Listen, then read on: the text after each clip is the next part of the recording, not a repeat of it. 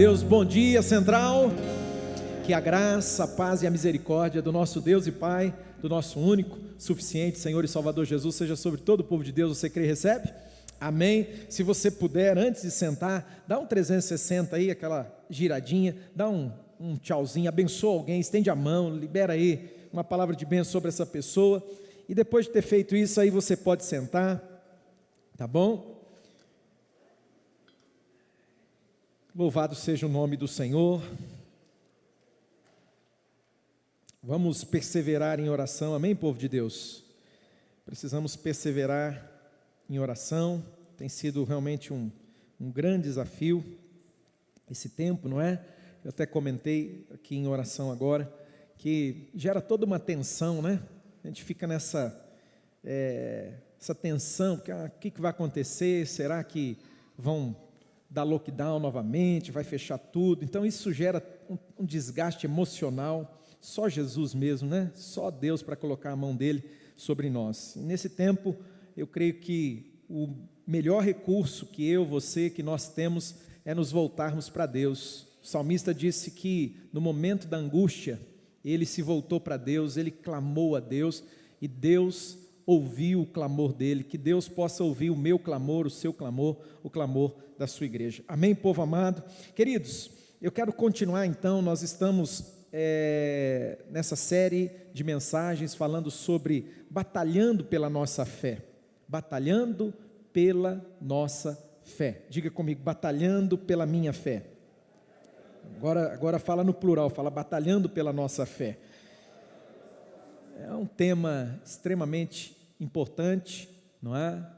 No tempo que nós estamos vivendo, se você, se nós não nos levantarmos para batalhar, para lutar pela nossa fé, ai de nós, não é? Eu inaugurei aí essa série de mensagens há 2 domingos atrás, e eu gostaria, se você puder pegar aí o Evangelho segundo Lucas, o último verso do capítulo 18, Evangelho de Jesus Cristo, segundo Lucas, capítulo de número 18, e o verso de número 8.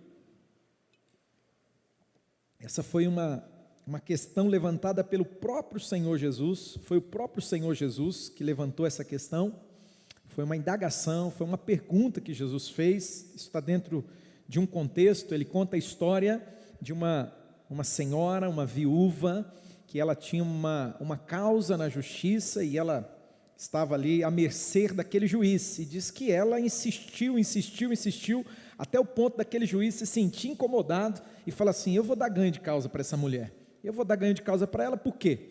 Porque ela não vai parar de me incomodar, né? E aí ele até tem uma expressão lá, fala assim: ainda que eu não tema a Deus. Era um juiz iníquo, era um homem mau. Ele fala: ainda que eu não tema a Deus, mas eu não estou suportando a apurrinhação dessa mulher, então eu vou dar ganho de causa para ela.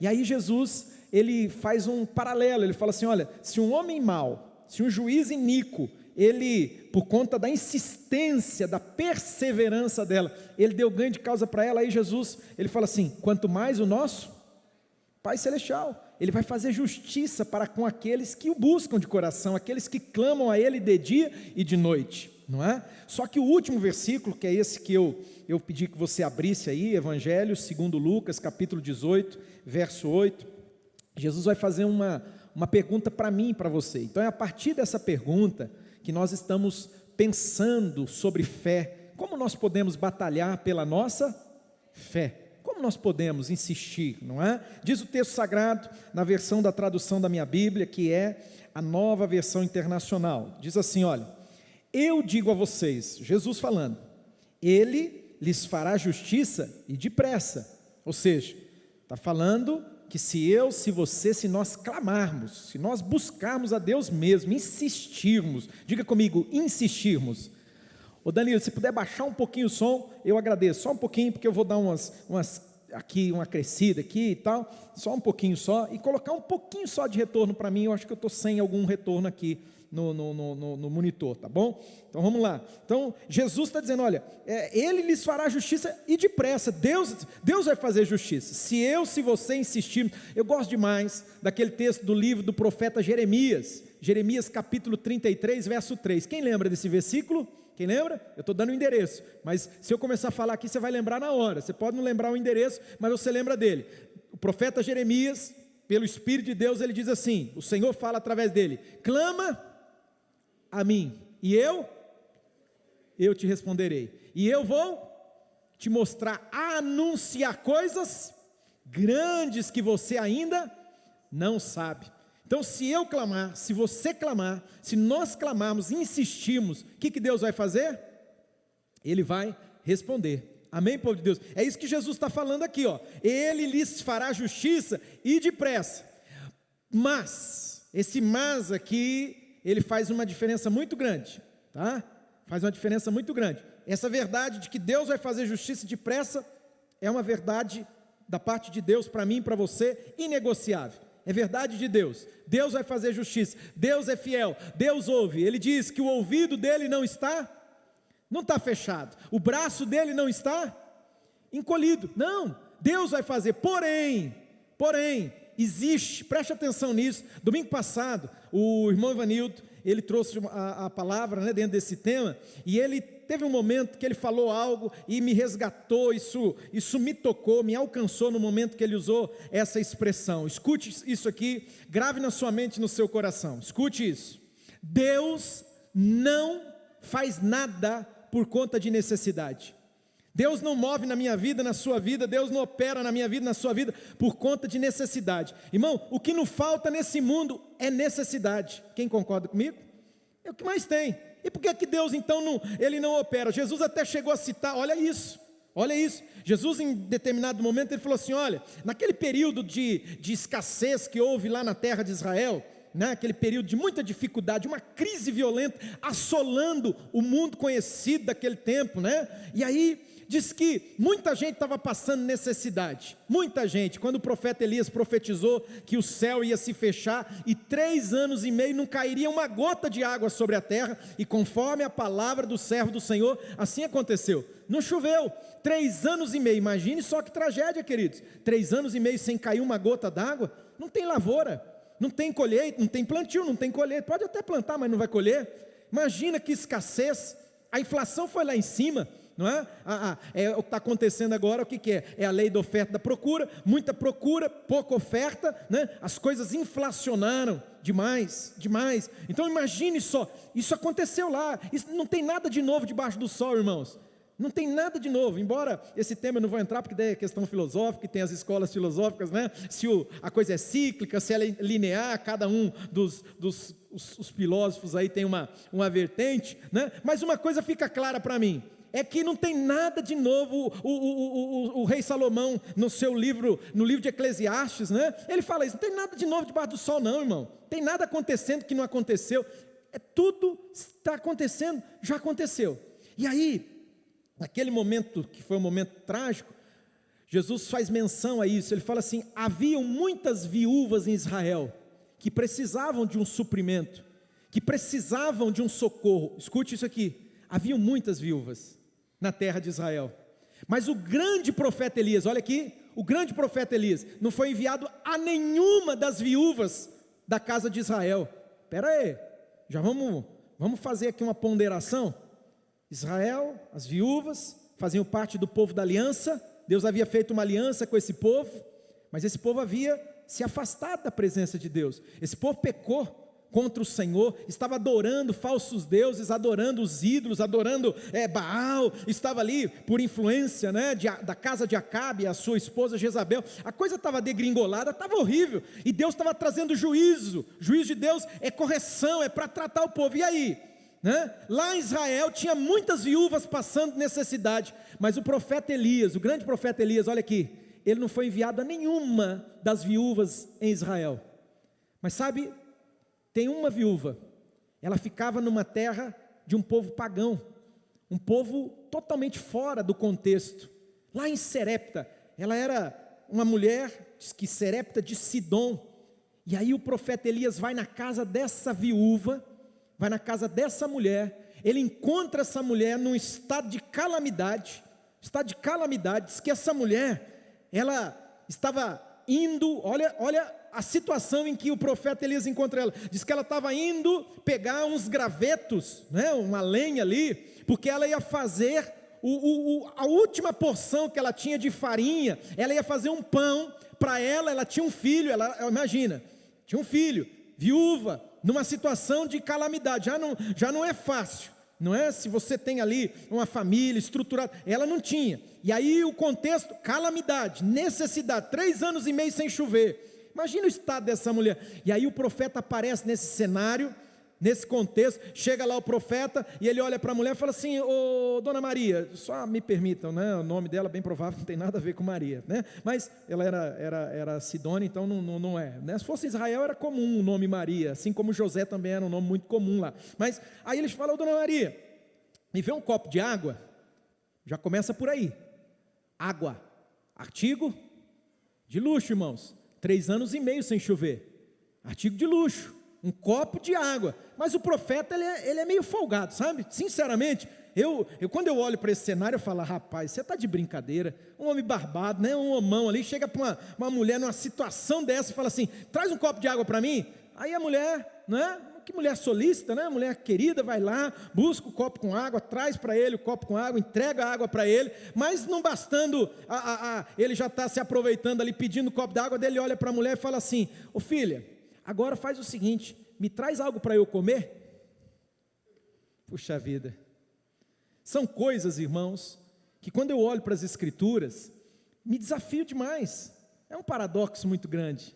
É um paradoxo. Imagina a mulher necessitada. Você vai na casa de alguém que tem condições, alguém que tem fartura, é uma coisa. Agora você vai na casa, desculpe, me permito usar essa expressão, de uma miserável, uma mulher que está numa situação de calamidade. Aí lá chega um profeta, um barbadão, folgado. Entendo quando eu digo folgado, eu estou tentando, né, fisgar você aqui, para você trabalhar aí, concatenar essas ideias. Então o cara chega e fala assim: me arruma um negócio para comer. Essa mulher foi muito sincera, ela rasgou o coração, ela falou assim: o homem de Deus, é o seguinte, eu não tenho nada em casa, eu tenho um pouquinho só de farinha na panela, só um pouquinho, eu estou indo pegar aqui essa lenha, porque eu vou fazer um pão para mim e para o meu filho, a gente vai comer esse pão, e depois que a gente comer esse pão, a única expectativa que a gente tem é aguardar a morte por inanição. A gente não tem mais nada para comer, acabou todo o nosso recurso, acabou a nossa comida. Puxa vida, eu já ouvi histórias nesses anos de ministério, né, mais de 20 anos pastoreando, e irmãos, que quando eu ouço assim, me arrepia dos pés à cabeça, sabe, eu estremeço, falo: puxa vida, quanto sofrimento, quanta dor, quanta angústia, não é? Quanta coisa assim que mexe conosco, não tem como não mexer, a gente é de carne e osso, né? Imagina para esse profeta ouvir essa mulher falando isso. E aí o profeta é usado por Deus. O profeta, ele é um porta-voz de Deus, ele não fala de si mesmo, ele não fala dele mesmo, ele transmite as palavras do Senhor. Amém, amado?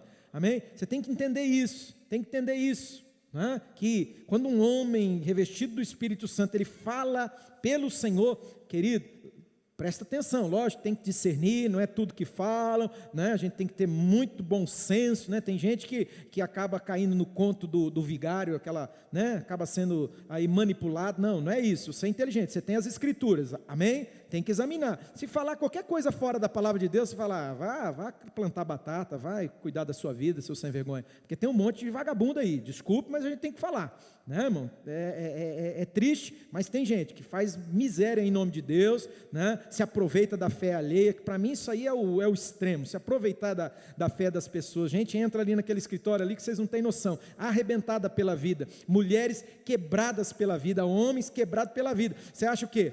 Pessoa num estado de vulnerabilidade. Se um espertão quiser se aproveitar, se aproveita, como eu já vi demais isso acontecer. Misericórdia, mas você tem a palavra de Deus, tem que ter muito cuidado, né? Examina tudo, tem que filtrar, não pode? Mas olha, o profeta estava sendo usado por Deus, o profeta estava sendo canal de Deus, para quê?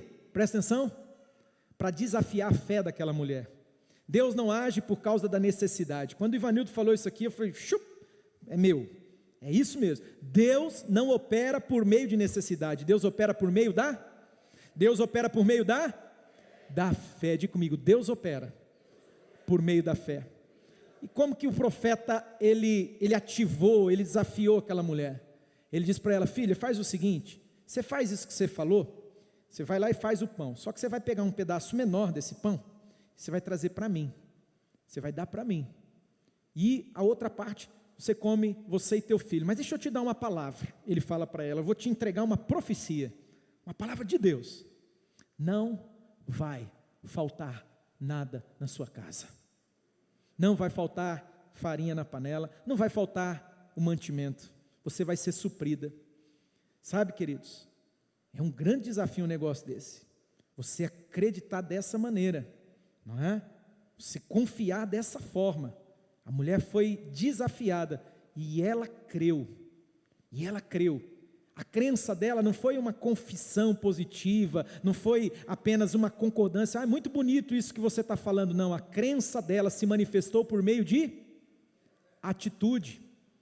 Atitude, ação, meu irmão. Não adianta ficar aqui dentro do templo aqui, eu creio. Sai daqui de dentro, faz tudo ao avesso.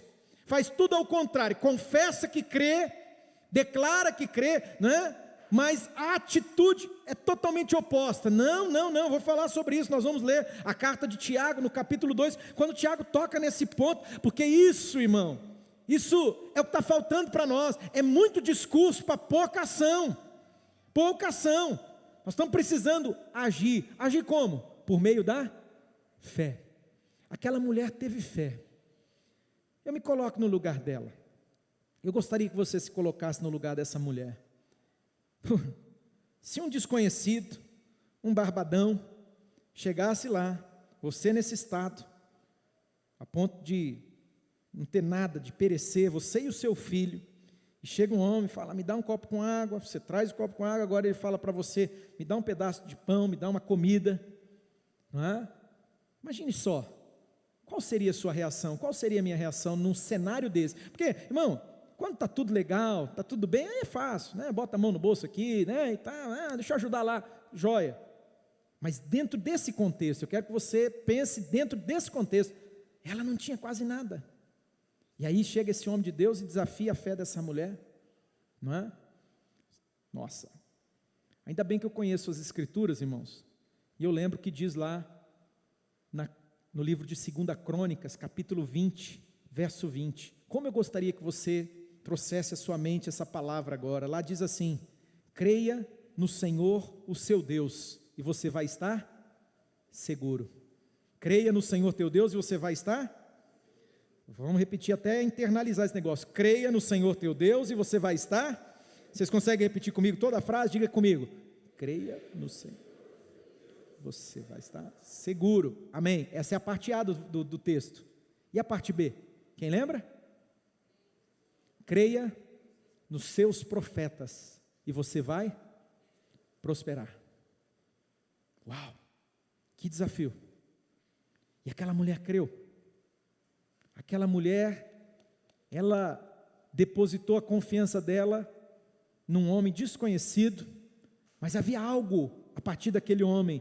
Eu acredito numa atmosfera, eu acredito, queridos, num ambiente, eu acredito em algo, quando o Espírito de Deus está movendo, por mais que eu não entenda muito bem, por mais que eu não tenha ainda, não detenha todo o conhecimento, mas algo mexe aqui, algo acontece aqui dentro, o coração arde, o coração queima. Vocês lembram Jesus, lá no caminho de Emaús, com os discípulos, após a ressurreição, eles não sabiam que era Jesus, eles não estavam reconhecendo o Jesus ressurreto, e eles andam com Jesus pelo caminho, e Jesus vai falando, e aí eles convidam Jesus para entrar, não é? E aí quando eles vão comer, Jesus parte o pão. Quando Jesus parte o pão, os olhos deles se abrem, eles falam: é Jesus. Só que Jesus some na mesma hora. E aí eles começam a falar: puxa vida, quando ele estava falando com a gente, o nosso coração estava ardendo aqui dentro. Sabe, é uma testificação, o nome disso é testificação. Diga comigo: testificação. Testifica, irmão. E quando não é de Deus também testifica. Você já chegou perto de gente que começa a falar, você fala: está estranho esse negócio. Parece, sabe, me permitam, tá, cuidado, todo cuidado é pouco nessa hora, porque às vezes eu uso algumas expressões, e se você não tiver, né, um cuidado, né, eu não posso ir além das escrituras, mas é como se fosse um sexto sentido, uma sensibilidade, discernimento. Você está discernindo, algo está dizendo para você: isso não é de Deus não, corta a volta disso. Corta a volta, salta fora disso aí. Isso é rolo, isso aí é engodo, isso aí problema. O Espírito de Deus, ele testifica dentro de nós, ele testifica. Aquela mulher, ela teve uma testificação, querido, do Espírito Santo, com certeza, porque ela agiu com fé. Imagine só tinha um pouquinho, e ela vai lá, do pouquinho que ela tinha, ela tira um pedaço, leva para o profeta, entrega, está aqui, não é? E ela pega o restante, e isso se transforma na matéria-prima para o milagre, aleluia. É igual garotinho com dois peixinhos, 5 pães, toma aí, entregou lá para o discípulo de Jesus, e aqueles 2 peixinhos, aqueles 5 pãezinhos se transformaram em alimento para uma multidão. É isso, querido. Quando a nossa fé ela é ativada, e nós agimos, escute, respondemos, é preciso haver uma resposta, uma atitude, milagres acontecem. Eu creio, deixa eu falar algo para vocês, não estava nem no script aqui da palavra, é o Claudinei sendo Claudinei, né? Querido, me veio muito forte aqui, muito forte nessa manhã, e que se for de Deus para você, pega aí, querido, recebe essa palavra na sua mente, no seu coração, mas haja, não fique inerte. O que tem travado muitas vezes as manifestações de Deus na minha e na sua vida, é a inércia, é não agirmos. Deus dá a palavra, Deus fala no domingo, fala no outro, e a gente sai daqui, sabe, com a mente assim inchada de tanto ouvir, de tanta informação, mas falta ação, falta agir por fé. Tem que dar o passo de fé, irmão. É igual Pedro, tirar o pé de dentro do barco e andar sobre as águas, irmão, tem que ter fé, é ação. Imagina se Jesus falasse para ele, não, pode vir aqui. Ele fala, não, Jesus, eu acredito que eu posso ir, mas eu vou ficar aqui na minha zona de conforto, aqui dentro do barco. Nada ia acontecer, ele não ia provar o milagre de caminhar sobre as águas, ele não ia provar. Mas quando ele desce do barco, ele tira os pés de dentro daquela embarcação, e é ali que ele prova o milagre, é ali que ele vive o milagre. É no caminho que eu e você vamos experimentar os milagres de Deus, amém, povo de Deus? Então, querido, entenda, Deus não age por meio de necessidade, Deus age por meio da fé. E aí a pergunta que Jesus faz, mas quando o Filho do Homem vier? Quando Jesus vier, irmão? Aqui agora, Jesus, quem crê que Jesus está aqui? Vocês acreditam naquilo que está lá em Mateus capítulo 18? Vocês acreditam? Quando Jesus afirma ali, capítulo 18, verso 20, onde estiverem, a gente fala tanto disso, né? Até hoje foi o flashback aqui, né? Eu estava me sentindo o dinossauro, essas músicas aí eu cantava há 20 e tantos anos atrás, Jesus em tua presença, não é? Só o flashback, aí estavam querendo cantar até aquela, Deus está aqui, aleluia, foi você, né, Lu? Deus está aqui, né? A gente fala, irmão, falar é uma coisa, agora, de fato eu acredito que Jesus está aqui mesmo, eu creio de todo o coração. E se Jesus chegasse para mim agora e falasse assim, então faça isso, dê esse passo de fé, haja pela fé, o que eu faria, o que nós faríamos? O que nós faríamos? Não, Ele está aqui, eu creio que Ele está aqui, eu creio. E o que eu vou fazer? O que você vai fazer? Vamos agir pela fé?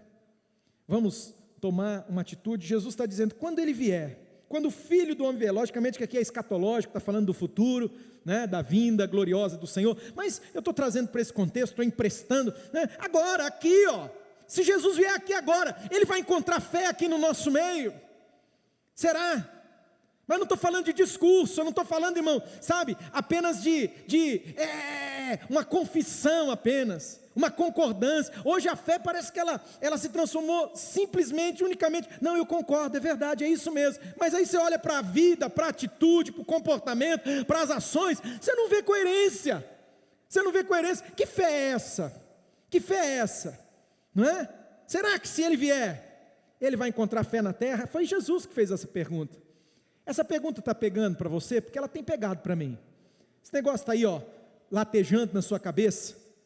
Tua cabeça está sendo, sabe, está esquentando, pensando, será que se Jesus vier para mim aqui agora, Jesus vier, será que Ele vai encontrar fé? Né? Vamos diluir esse negócio. Na terra é muito genérico demais. Será que Ele vai encontrar fé em mim? Será que Jesus vai encontrar fé em mim? Será, irmão? Será? Ou será que ele vai encontrar costumes religiosos?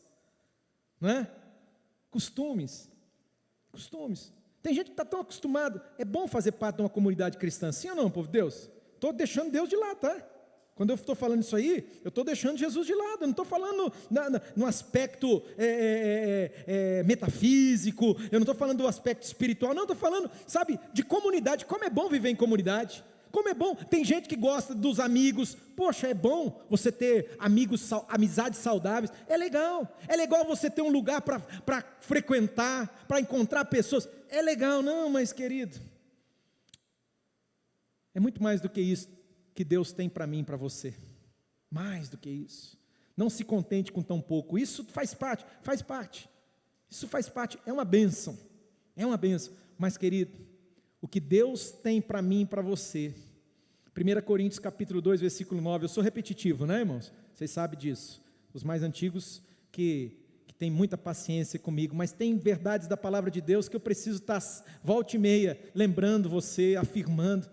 A palavra diz que nem olho viu, nem ouvido ouviu, nem subiu, nem penetrou no coração ou na mente humana aquilo que Ele tem reservado para aqueles que o amam. Deus tem coisas muito maiores para fazer em mim, para fazer por mim e para fazer através de mim. Deus tem coisas maiores para fazer em você, por você e através de você. Deus quer manifestar coisas maiores, mas eu preciso crer como? Com atitude, com ação. É isso que Jesus está questionando aqui. Quando o Filho do Homem vier, Ele vai encontrar fé na terra. E aí eu cito também Judas capítulo 1, verso 3, quando Judas ele fala assim, eu queria conversar com vocês sobre tantos assuntos, não é? Mas eu me vi obrigado. Olha o que Judas fala, a expressão dele é dentro desse contexto. Ele fala assim, eu me vi forçado pelas circunstâncias, eu me vi forçado por tudo que eu estou percebendo, vendo, que eu preciso falar com vocês sobre a necessidade de lutar pela fé. Vocês precisam batalhar pela fé que Deus deu para vocês. Sabe por quê? Quarta-feira eu estava aqui numa célula com os pré-adolescentes, graças a Deus, aí esse sábado, Deus vai movendo, né, amados? E aí eu falei, puxa, glória a Deus, já vi alguns sinais assim, de que Deus está trabalhando, Deus está movendo, mas quarta-feira foi como se, olha, é que tem alguns que estavam comigo aqui, mas mexeu comigo, vocês não têm noção. Eu saí arrebentado daqui, eu saí quebrado, meu homem interior. Falei, puxa vida, eu luto com algumas coisas, né, que é coisa do Claudinei, sabe, alguns sentimentos, eu saí me sentindo culpado. Falei, cara, é culpa sua, o que é isso? Quando eu olhei para os pré-adolescentes, teus filhos, filho de um monte que está aqui, inclusive a minha também que está aqui, né? Puxa vida, eu perguntei para eles, baseado na palavra do Ivanildo, né? Só li Romanos capítulo 10, verso 17, a fé vem pelo ouvir da palavra de Deus. Eu falei, quando que vocês estão se expondo para ouvir a palavra de Deus? Que momento? Puxa vida. Aí eles falam assim, um por um, né? No domingo no culto, aí outro, no domingo e na quarta-feira na célula, 2 dias na semana. Aí outro, não, no domingo, na quarta, de vez em quando eu ouço um louvor, porque daí eu fui flexibilizando o negócio, porque eu falei, se eu não flexibilizar esse troço aqui, misericórdia, o que vai acontecer?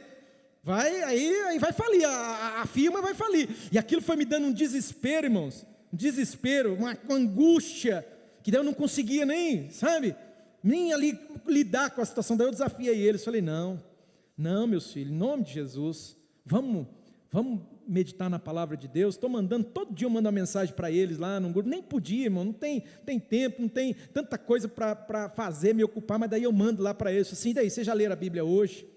Porque senão a fé desses meninos vai morrer, eles não vão dar conta, irmãos, eles não vão dar conta, o que está vindo por aí não é brincadeira, e aí imagina, você, nós como pais, como mães, nós temos responsabilidade, imagina eu como pastor, estou pegando no pé deles, falei, não, vocês não podem só no domingo, ou só numa célula, não, vocês têm que receber a palavra de Deus, porque a fé vai sendo alimentada por aquilo que você ouve. O que vocês estão ouvindo? Eles viram. Aí eu perguntei para eles até, e talvez seja o caso de muitos aqui. Falei assim, quem aqui fica mais de 20 minutos no celular, nas redes sociais, Instagram, Facebook, sei lá, eles têm as dele lá, o TikTok, não sei o que, bababá, né? Eles riram, 20 minutos. Que 20 minutos? 2 horas, 3 horas, não estou fazendo julgamento de valor, se pode ou não pode. Eu estou fazendo apenas uma comparação. Quanto tempo vocês estão se expondo à palavra de Deus? Foi a pergunta que eu fiz para eles. Quanto tempo? Nada. Só no culto? É muito pouco. Esse momento aqui, 1 hora de mensagem, com os irmãos olhando para a minha cara feia assim, olhando no relógio, tipo assim, meu Deus, o senhor não para de falar. Fazer o quê? Verborrágico é duro, né, irmãos? Tem que orar para Jesus salvar. Então, saí angustiado daqui. Angustiado, porque será que o Filho do Homem vai encontrar fé na terra quando ele vier? Eu creio que é tempo da gente batalhar pela fé que nos foi dada, amém, amados? O que está vindo por aí, queridos, não é brincadeira. Não sou alarmista, não sou profeta do caos, não sou esses conspiracionistas aí que ficam aí à base de informaçãozinha, né, meio questionável aí de internet, que assiste um vídeo, umas coisas bestas aí, não, né, irmão? Graças a Deus, o meu QI passa dos 20. Não é? Não sou também massa de manobra, mas, irmão, eu estou muito preocupado. Preocupado com as crianças, lógico, mas estou preocupado com você também. Talvez eu estou citando criança aqui que se expõe só no domingo, na quarta-feira na célula, mas se eu fosse perguntar aqui agora, o que não dá, né? A diferença da celebração para uma célula é essa. Por isso que é importante estar na célula. Na célula a gente consegue conversar, né? Grupo menor, você consegue saber, todo mundo fala. Aqui se eu for perguntar, acabou o tempo, então não dá. Mas pensa aí, quanto tempo teu? Você está exposto, né? Antigamente a gente tinha que falar mal de novela. Vocês lembram que a gente falava mal das novelas? É do demônio, irmãos, é o Satanás na terra, olha lá e tal. Agora não é mais. Mudou, o cenário mudou, a realidade é outra, o mundo é outro, né? Mas você tem se exposto, o que está alimentando você? O Ivanildo bateu tanto nessa tecla que eu só estou, né, recapitulando. O que está alimentando você? E a sua fé? Quando que você está alimentando? No culto de domingo, pastor, eu saio daqui que eu saio energizado. Oh, que bom, glória a Deus. E aí você passa a semana toda sem se alimentar. Faz uma refeição só, almoça no domingo.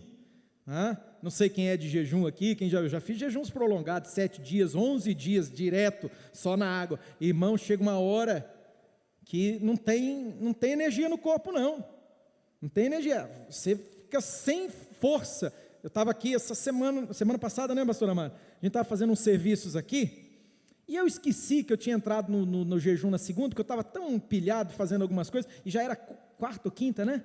E eu estava trabalhando, aí, irmãos, eu tinha que subir no andaime, tinha que descer do andaime, e daí eu tinha que pegar uma escada, porque ele me judia de mim, esse rapaz aqui, mas deixa, esse é outro assunto para outra hora, né? Ele aproveita nessa hora, é assim, irmãos, é assim, meu Deus do céu, se fosse contar para vocês... Quantas histórias, ele se aproveita, né, fala, agora eu vou descontar tudo, agora eu desconto, tá, e aí eu estou ali, vai carregando, aí ainda falei para ele umas 2 vezes, falei, cara, será que eu perdi tanta massa magra assim, que eu estou fraco, eu estou me sentindo tão fraco, aí peguei uma escada ali, para trazer uma escada dali para cá, irmão, mas apesar que aquela escada do Satanás dele lá, que tem uns 20 metros a escada de madeira e tal, aí eu estou vindo assim, irmãos, aí falei, nossa, não estou aguentando levar essa escada, fomos montar um andaime, aí tinha um irmão, quem foi? O Mário, pegava de 2, né? Estava pegando de 2, aí eu tentei pegar de 2, falei, não vou ficar atrás do irmão, né? Aí peguei de 2, mas vim me arrastando, falei, não vou pegar de 2 não, vou pegar de um só, né? As peças do andaime, né? Aí, mas foi muito interessante, porque daí eu estava na escada e tal, aí aconteceu uma outra situação, que eu não vou contar para vocês o que aconteceu, que daí eu falei, puxa vida, por que está acontecendo isso comigo? Aí eu fui pensar, o que eu comi? O que eu comi? Porque eu comecei a passar mal. Entendeu? Deu para entender mais ou menos assim? Então tá bom.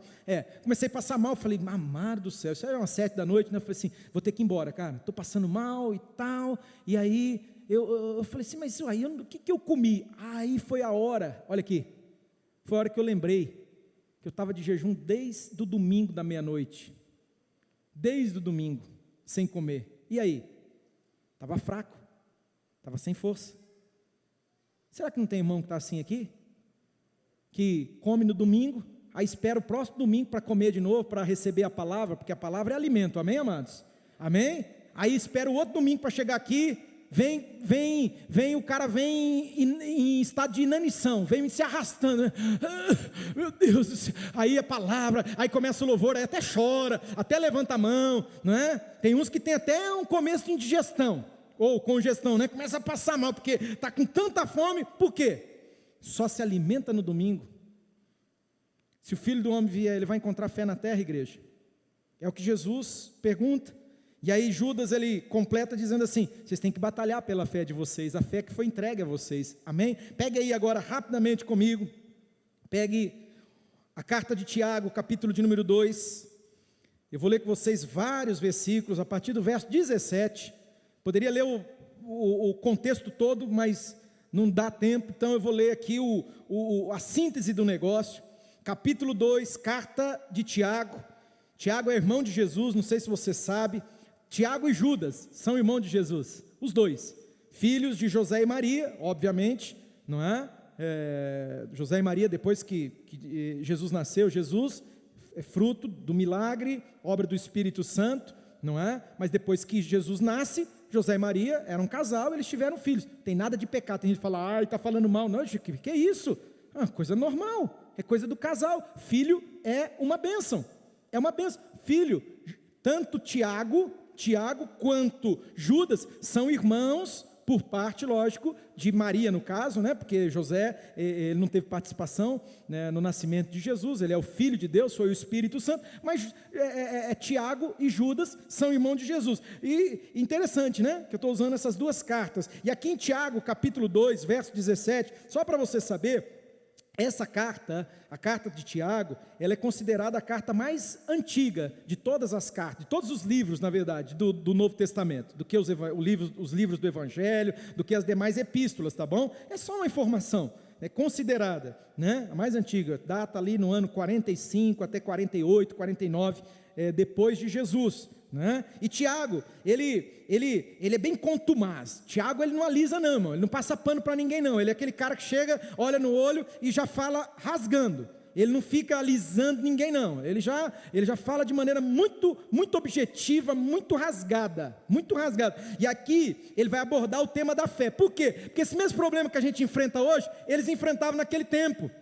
Tá? Essas cartas, todas elas, do apóstolo Paulo, de Pedro, né, aqui de Tiago, todas elas é para lidar, olha isso, é para lidar com situações, contexto, tem que lidar, né? É um e-mail, estou mandando um e-mail aí para você, está acontecendo isso, fiquei sabendo disso, tem que agir assim, tem que fazer assado. Esse mesmo problema que a gente enfrenta hoje, de uma fé, escuta aqui, uma fé muitas vezes, só aqui, uma fé de informação intelectualizada, uma confissão filosófica. Eu concordo, é verdade, isso é bonito, irmão. É o mesmo problema que acontece hoje, acontecia naquele tempo. E aí Tiago vai chamar o pessoal, vai chamar a atenção do pessoal. Olha o que ele vai dizer, verso de número 17, ele diz assim: assim também a fé por si só essa confissão, só essa concordância, eu acredito, é isso mesmo, só isso, olha o que ele fala: a fé por si só, se não for acompanhada de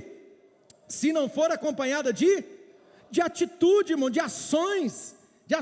Se você tivesse a NTLH, nova tradução da linguagem de hoje, ela usa uma expressão muito legal nesse sentido, fala isso: se não tiver como consequência, atitudes, ações, olha o que ele vai dizer: esta fé, o que? Se não for acompanhada de atitudes, de obras, de ações, está o quê? Que adianta você ter um negócio que está morto, irmão? Serve para quê? Para que serve? Uma fé morta, para que serve? Olha para mim, uma fé morta serve para quê? Deixa eu te perguntar, como que está a tua fé? A tua fé é uma fé viva? A tua fé é uma fé vibrante? A tua fé, né? Lógico que existe aí os níveis, né? Existe aqueles que têm uma fé contagiante, que a pessoa, ela te contagia com a fé dela, ela mexe com você, ela desperta em você, ela aguça em você, ela desafia você. É tão gostoso caminhar perto de gente assim, né, irmão? Gente que, agrega. Agora tem gente que suga, você chega perto e faz assim, você faz, vai derretendo, né? Porque a pessoa está vivendo assim, sabe, um estado terrível. uma fé morta, uma fé morta. Não adianta, essa fé está morta, se não tem atitude, não tem ação. Mas alguém dirá, ó a abordagem dele, você tem fé, e eu tenho atitudes, eu tenho obras. E aí ele fala, mostre-me a sua fé sem obras. Presta atenção, porque isso aqui vai fazer toda a diferença agora, tá bom? Vai fazer toda a diferença. Ele diz, mostra-me a tua fé sem, só essa confissãozinha, essa concordância intelectual, filosófica só, né? Tem eu já lidei com tanta situação, gente que é metida sabidinha, sabe, metida a entender das escrituras, aí quer falar de teologia sistemática, e não porque o escatologia, mas daí você olha para a vida da pessoa, é só blá blá blá, é só blá blá blá blá, é aquela figueira que Jesus passou, falou assim, nossa que fome que eu estou, deixa eu procurar um figo aqui, porque eu preciso comer, e ele olha, toda verdinha, cheia de folha, não tinha um fruto, Jesus olha e fala assim, amaldiçoada seja você, nunca mais nasça nada de você, nenhum fruto nasça de você. No outro dia, quando os discípulos passaram, viram que aquela figueira tinha esturricado, secado, eles falaram, Jesus falou assim, é assim, vocês têm fé? Vocês acreditam? Porque se vocês tiverem fé, vocês vão dizer ao monte, levanta daqui, salta no mar, e vai acontecer, olha que interessante, amados, porque aqui, o Tiago está dizendo assim, mostra essa sua fé, que não tem atitude, não tem obra, não tem ação, não tem nada, e ele fala assim, eu mostrarei a minha, como que ele vai mostrar? Como que a gente pode comprovar algo? Através das atitudes.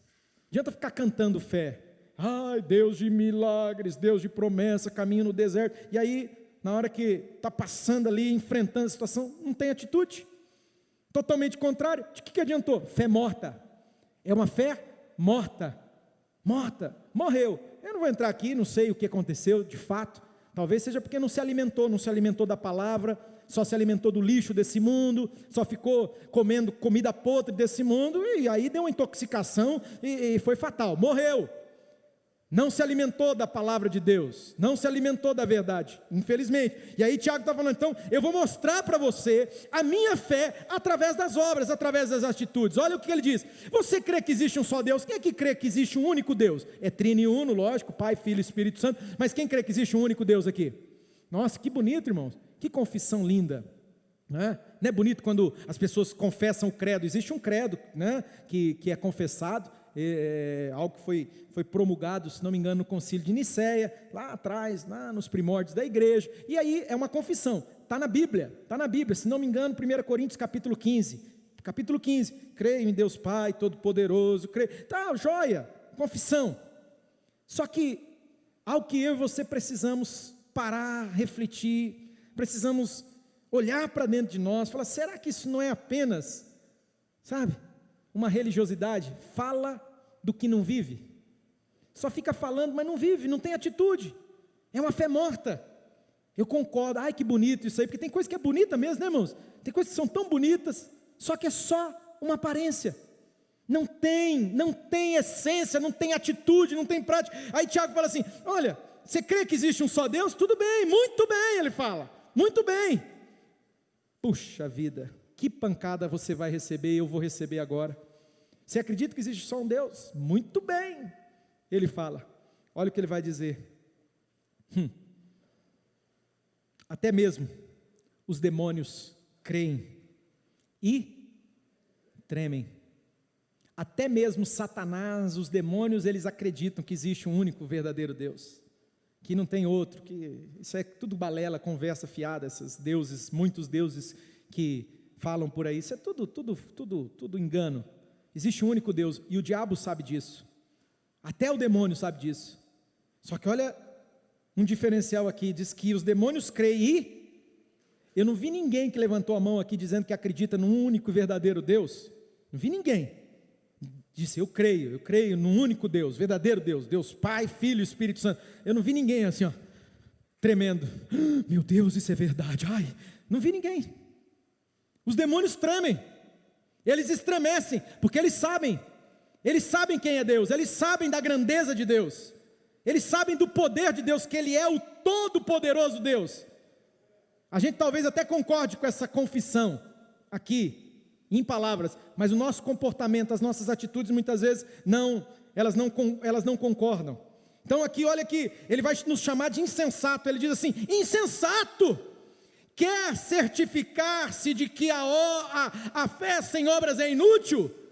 Ele vai nos dar exemplo, ele vai falar assim: você quer ver que esse papo de ficar apenas falando, discurso, né? Filosofia, não estou falando, querido, eu estudo, já dei aula até de filosofia, então assim, por favor, mas, né, nós precisamos sair desse lugar, desse campo aí, só da conjectura, do discurso. Temos que partir para a ação. Ele fala assim: insensato, você quer prova, você quer coisas para mostrar para você que a fé sem obras não serve para nada, ela é inútil? Ele vai dizer: não foi Abraão. Quem que é Abraão, irmãos? Quem que é Abraão? Diga comigo: pai da fé. Pai da fé. O cara é reconhecido como pai da fé. Poxa, para você ser reconhecido como pai de algo, você tem que ter feito a diferença, sim ou não? Sim ou não, meu povo? Ué, tem que ter evidências na vida da pessoa, tem que ter uma história, um lastro que diz assim: puxa vida, realmente, hein? Negócio é forte, é coisa grande, olha isso. Ele vai falar assim: você sabe Abraão, o pai da fé, o nosso antepassado, justificado por obras. Como assim? Como assim justificado com obras? O que ele está querendo dizer com isso? Presta atenção, porque o texto é autoexplicativo. Ele diz: quando ofereceu o seu filho Isaque sobre o altar. Ficar falando que acredita, mas quando Deus aparece, depois você lê, não tenho tempo, Gênesis capítulo 22, Deus chega para Abraão e fala assim: Abraão, muito legal, né? A gente caminhou junto aí, tá desde o capítulo 12, Deus vem caminhando com esse cara, chama ele, fala: deixa tudo, me segue, vamos comigo, sai da tua casa, do meio da tua parentela, eu vou te mostrar coisas tremendas, eu vou te engrandecer, e tal. E aí ele começa a viver uma aventura, e vai, é o processo, irmãos, que todo mundo tem que viver o seu processo. Você tem o seu processo, eu tenho o meu, e ele vive, ele erra, ele tem momentos de fraqueza, não é? O caso clássico é quando ele aceita o conselho da sua esposa, que estava desanimada da vida: eu não vou dar filho para esse homem acredita que ele vai ter um filho, mas eu não posso dar filho para ele. Então vai lá para ele e fala assim: ó, pega aqui a minha serva, a minha escrava, a Agar, e faz um filho nela então. E aí que o negócio desanda, aí que o negócio fica feio. Nasce o Ismael, né? O menino não tem nada a ver com o rolo, mas infelizmente entrou no meio de uma tragédia, e o rolo se instala. Que pena, foi um momento de fraqueza, porque Deus disse para ele, falou: não, eu vou te dar um filho, é através da tua esposa, é através de Sara. Mas o tempo foi passando. Quem que não é provado numa situação dessa? Os anos foram passando, o homem está beirando 100 anos de idade, a mulher dele 90, né? Mulher dele, estéril, não conseguiu ter um filho até agora. Você acha que nessa altura do campeonato vai terminar 0-0 esse negócio aí, irmãos? Vai terminar 0-0. Ele já estava angustiado, porque a nossa fé é provada, irmãos, não é fácil. Falar é uma coisa, quando o cara experimenta, puxa vida, é um desafio muito grande. E aí, ele entrou nessa, e veio toda a tragédia. E aí, queridos, Deus, tempos depois, Deus vem para ele, no momento ali, e fala: agora sim, chegou a hora. Quando todas as possibilidades se esgotaram, para não dizer que foi natural, para não dizer que foi inseminação artificial, nada contra, viu, querido? Não tem problema não. Pode, quem tem dificuldade quer, amém, não tem problema, estou apenas citando, tá? Não foi inseminação, não foi porque ela era um brotinho lá, né? Nada, todas as circunstâncias eram contrárias. A mulher, 90 anos de idade, estéril, o marido, 100 anos de idade, não tem como, não tem o que fazer. Não é que rolou uma noite de núpcias ali, irmão? Uau! Alguma coisa aconteceu, um milagre aconteceu, não é? Uma glória deve ter entrado na tenda daquele casal ali, e não é que a Sara engravidou. Irmão, essa mulher já tinha passado da menopausa faz muito tempo, ela não ovulava mais, queridos, ela não ovulava mais. É milagre ou não é, irmãos? É milagre ou não é, igreja? Milagre a gente não explica, a gente crê, a gente recebe. Milagre. A mulher engravida, aí nasce o menininho, o Isaac, tudo feliz da vida. E o Abraão com aquele, imagina, o cara não é pai. É igual eu tenho uns amigos aí, uns conhecidos, tem até uns irmãos, que eles estão na fase da vida que já não é mais, é igual eu. Né? Esses tempos aí, o irmão falando para a pastora, eu acho que você está grávida. Meu Deus do céu, que grávida, eu sou operado.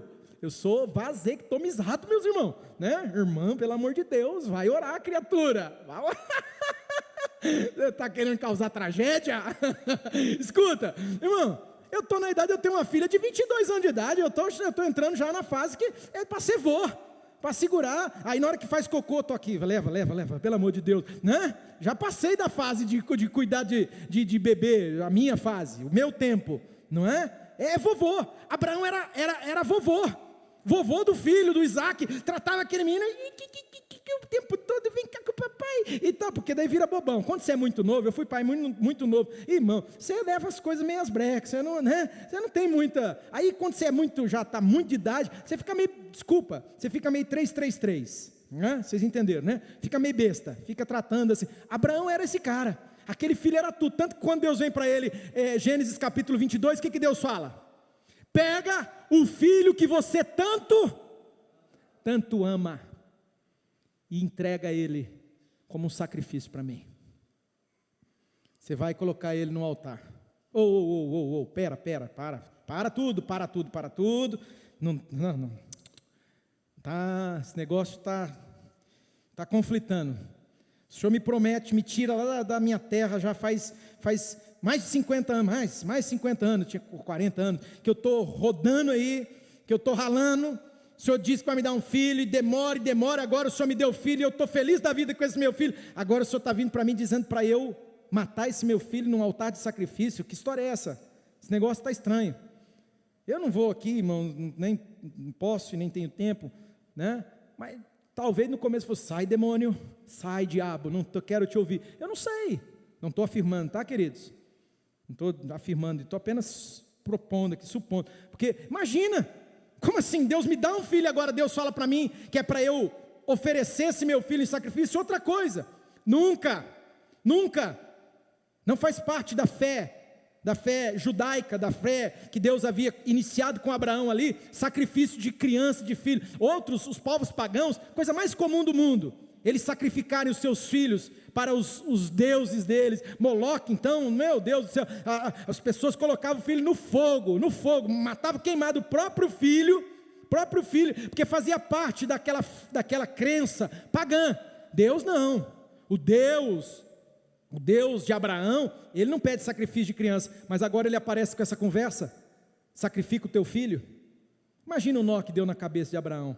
Mas é interessante, queridos, que a Bíblia diz que no outro dia, bem cedinho, ele pega a lenha, ele pega o cutelo, né, a faca, ele pega e ele vai lá para o monte, que Deus havia dito, para oferecer o filho dele em sacrifício.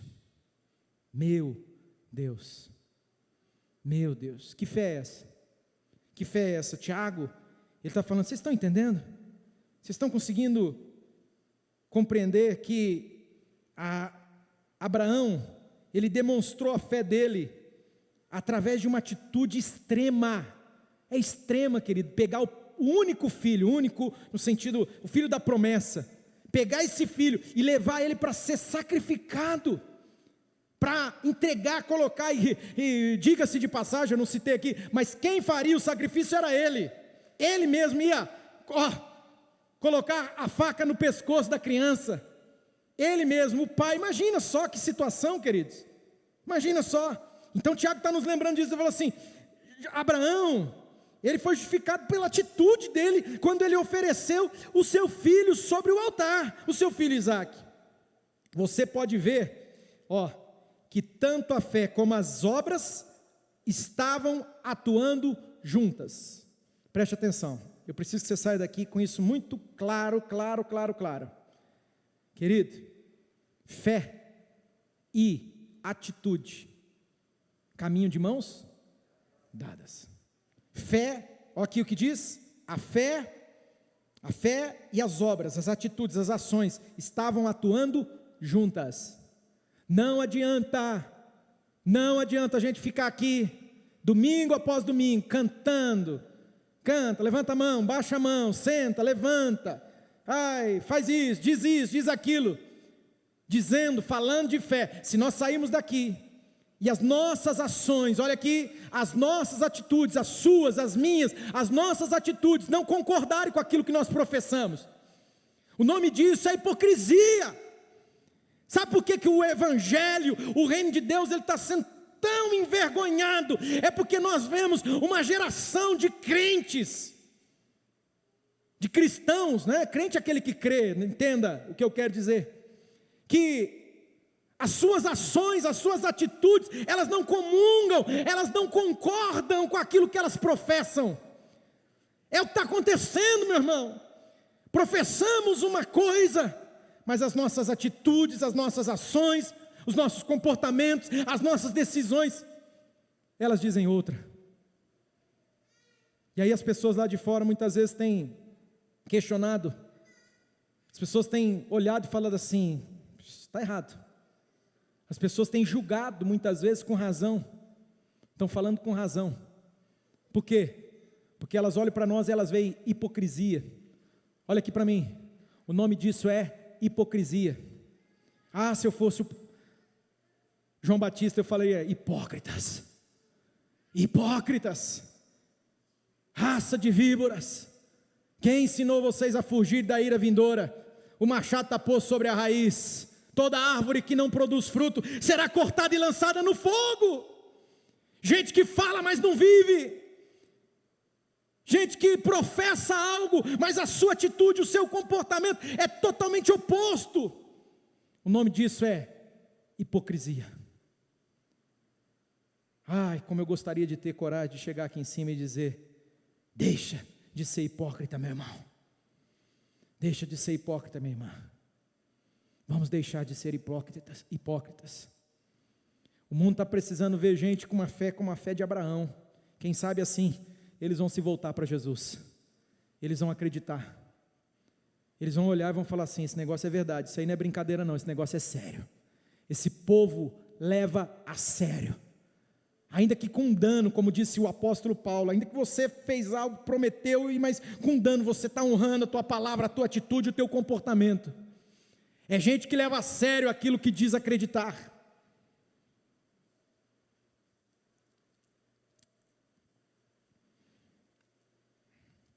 Cumpriu-se assim as escrituras que diz: Abraão creu em Deus, e isso lhe foi creditado como justiça, e ele foi chamado amigo de Deus. Vejam que uma pessoa é justificada através das suas obras, por suas obras, pelas suas atitudes, e não apenas pela fé, apenas por uma confissão.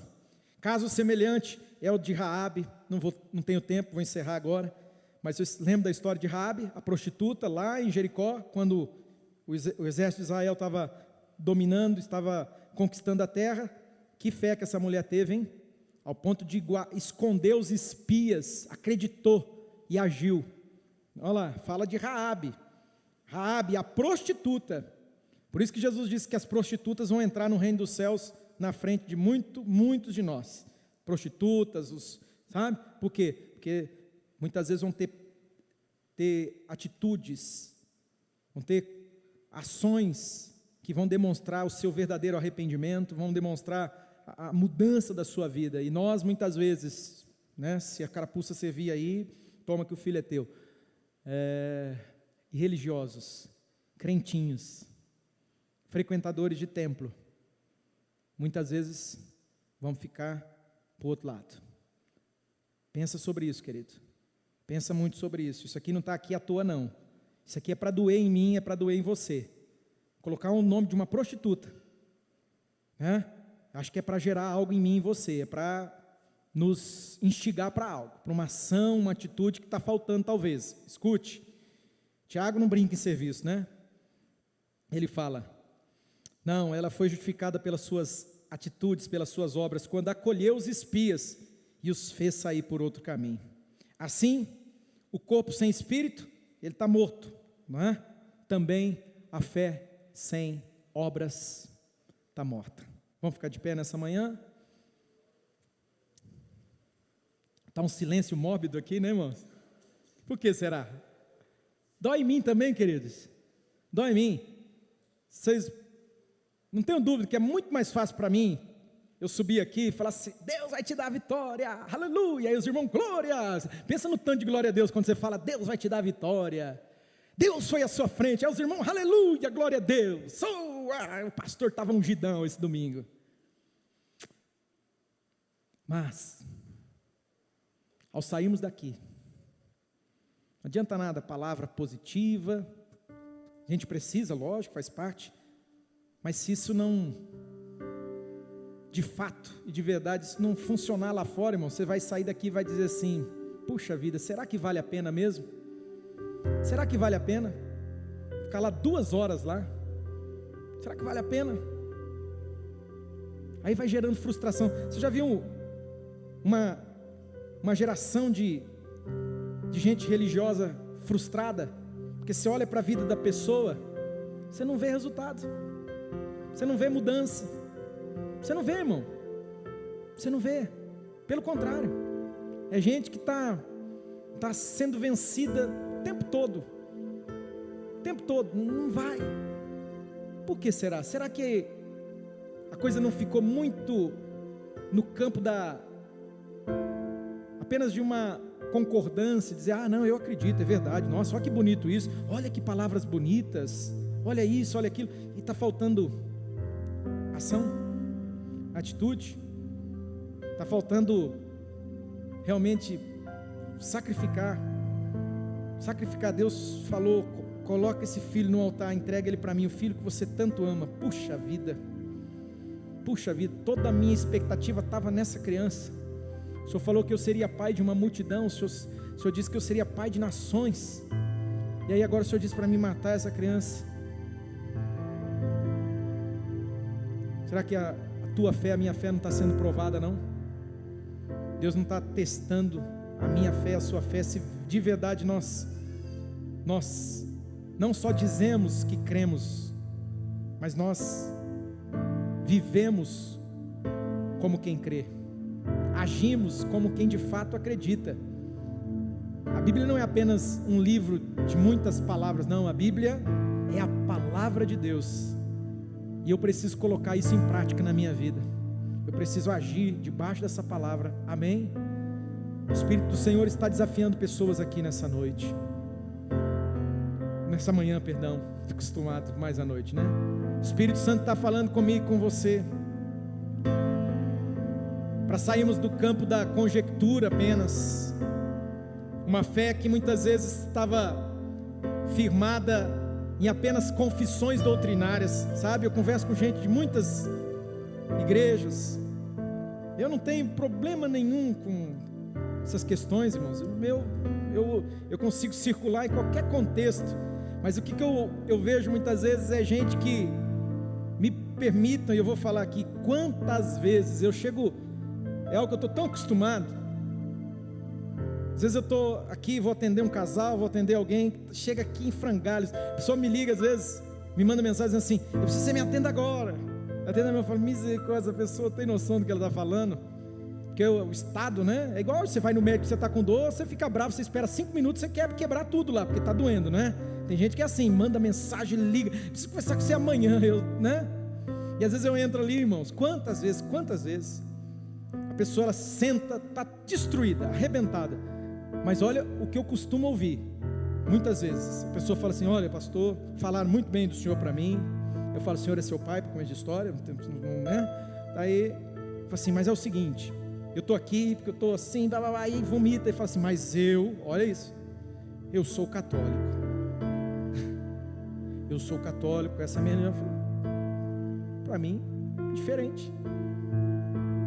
Eu falei, se você não falasse para mim, esse era um ponto, para mim, totalmente dispensável para mim. Aí eu costumo fazer isso, eu falo: tá bom, você quer falar disso? É disso que você quer falar? Porque você está com um tanto de problema aqui, você vai levantar logo essa lebre? Aí eu pergunto para a pessoa: tá, eu sou católico também.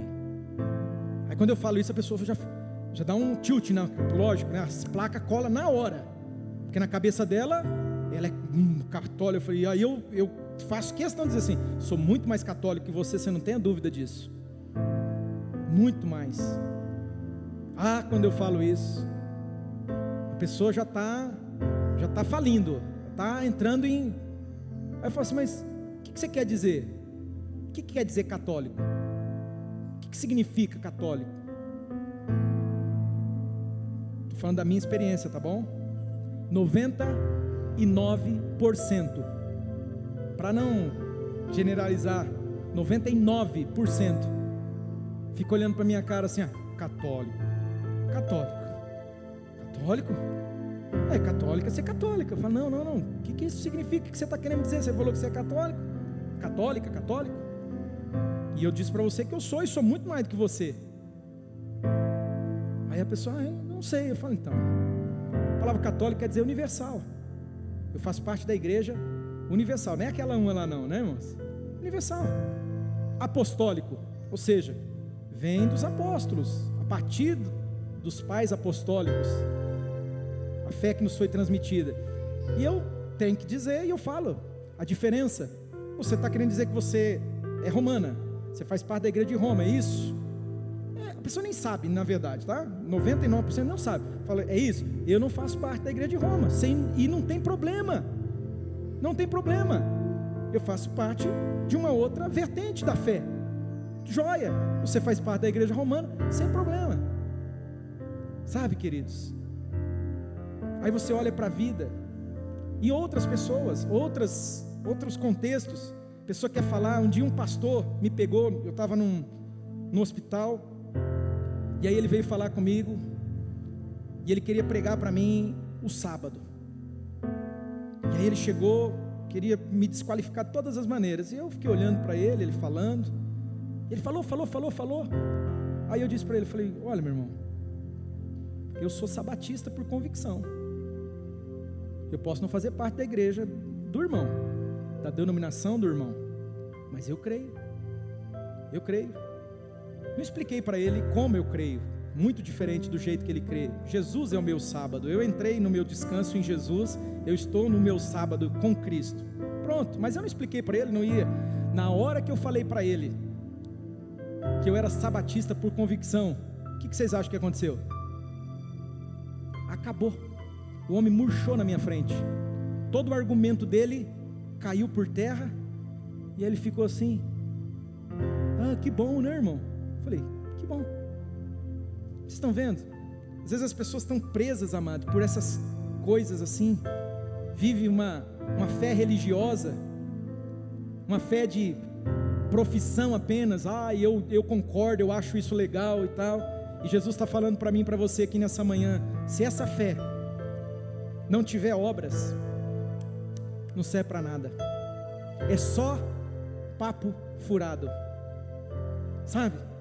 Com muito temor e respeito. Eu sei que tem gente aqui, tem romanos aqui, tem gente eu não sei, de outras denominações, evangélicas, não tem problema nenhum, e não é isso que eu estou querendo tocar, mas o que eu quero, pelo Espírito de Deus, desafiar você aqui nessa manhã, é a viver uma fé verdadeira, uma fé que tem atitude, é uma fé que tem ação, é uma fé que tem obras, irmãos, uma fé que se evidencia no teu dia a dia, no teu caminhar diário.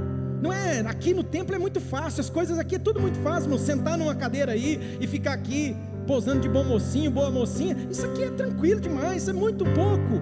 Você acha que Jesus morreu na cruz para isso aqui, para a gente se reunir uma vez por semana e pronto, é isso que Ele tem para mim e para você? Puxa vida,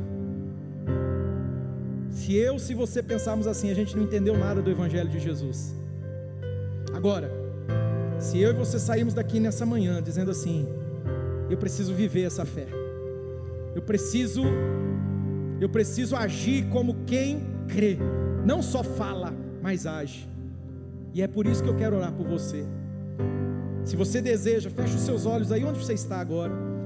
Se você deseja isso para a sua vida, você quer sair daqui e dizer assim, eu vou viver a fé, eu vou agir como quem crê, eu não vou apenas ficar falando, não, eu não vou apenas ficar, cantando música, É legal, é bom, tem música, todas as canções que cantamos aqui são bíblicas, falam da Bíblia e alimentam a nossa fé, mas eu quero sair daqui nessa manhã com atitude, eu quero sair daqui com a fé de Abraão. Deus me livre, se precisar entregar meu filho, puxa vida, eu não quero não, mas sabe, eu quero sair daqui com uma posição de que se Deus vier para mim e me pedir o que for, eu estou disposto a segui-lo, eu estou disposto a obedecê-lo, eu estou disposto a fazer o que for preciso, porque só assim eu vou provar o sobrenatural, só assim eu vou viver as maravilhas que Deus tem para mim. Eu vou sair desse campo estéril, é um campo estéril, querido, campo da conjectura, o campo da discussão filosófica, o campo só de argumentos, mas você olha para a vida, você olha para as atitudes, você olha para o comportamento e você não vê coerência. Senhor, livra-nos disso, dá-nos uma fé viva. Eu preciso de uma fé viva, uma fé operante, uma fé, Deus, que age, uma fé que tira o pé de dentro do barco e caminha em tua direção. Eu preciso de uma fé como a fé dessa mulher, que mesmo sendo muito difícil, está disposta a pegar aquela menor parte e entregar debaixo de uma palavra do enviado do Senhor, do profeta do Senhor, mas crendo no milagre, crendo que de verdade vai acontecer, porque o Senhor não mente. O Senhor não mente. Quando de verdade um profeta do Senhor, como o Senhor falou, creia nos profetas e você vai prosperar. Quando um profeta pelo Espírito Santo, ele é usado para me desafiar, ele é usado para me instigar, ele é usado para despertar em mim fé. Eu quero agir como Raabe, eu quero agir como Abraão, eu quero ações de fé, atitudes que concordam com aquilo que eu declaro. Senhor, eu oro por meus irmãos, eu oro, Senhor, por cada homem e mulher, eu oro pelos nossos jovens, eu oro pelas nossas crianças, pelos nossos adolescentes. Deus, chegou o tempo de nós vivermos a tua palavra, não só falarmos da palavra, não só ficarmos conversando da palavra. Lógico que isso é importante, faz parte, mas Deus, chegou o tempo da tua igreja viver. Queremos viver. Você deseja viver a fé? Não só ficar falando de fé, comentando de fé, mas você quer viver isso? Então coloque a sua mão na posição de quem vai receber. A Bíblia diz que Deus dá uma semente. Agricultura é uma coisa extraordinária, porque fala muito de fé. Você não tem controle sobre um monte de coisas, mas a semente, ela tem que ser semeada. Se você quer colher, você precisa semear. E eu oro agora, porque Deus vai colocar uma semente de fé aí na tua vida, na tua mão. Eu não sei em que área, é no teu casamento? Como você vai agir com a tua esposa, como você vai agir na tua casa, eu não sei qual área, mas Deus está colocando sementes aqui agora. Eu vejo, é como uma chuva do céu, é como uma chuva. Falou-se tanto sobre chuva, cantou-se tanto sobre chuva. Vai descer uma chuva para regar a terra, mas é preciso semear. Deus está te dando uma semente. Quem sabe essa semente você vai semear na vida de alguém. Falar do amor de Jesus, convidar para ir numa célula, orar por essa pessoa, ir lá no lar dela e orar, repreendendo o demônio que entrou naquela casa e está destruindo a família. Eu não sei, Deus está te dando uma semente. Eu vejo pelo Espírito de Deus, Deus dando sementes aqui. Cada um aqui recebe algo da parte de Deus. Haja com fé, querido. Conforme aquilo que Deus está te dando, haja com fé. Você vai semear a semente que Deus está te dando. Creia. Deus vai mandar chuva. Deus vai molhar a terra. E essa semente, ela vai frutificar para a glória de Deus. Senhor, completa essa palavra no coração e na mente de cada um que está aqui. Cada um que ouviu essa mensagem e que se vê desafiado, despertado a agir pela fé, porque a fé sem atitude, ela é morta. não serve para nada. Em nome de Jesus, Deus, eu oro por mim e pelos meus irmãos. Eu abençoo o teu povo nessa semana. Sei que o Senhor já foi à nossa frente. Pela fé eu creio que o Senhor já nos deu vitórias sobre todas as circunstâncias. Nós já somos muito mais do que vencedores por meio do teu grande amor com o qual o Senhor nos amou. No nome de Jesus eu oro e eu agradeço. No nome de Jesus, para a glória do Deus Pai, Filho e Espírito Santo. Se você crê, recebe, diga amém bem forte.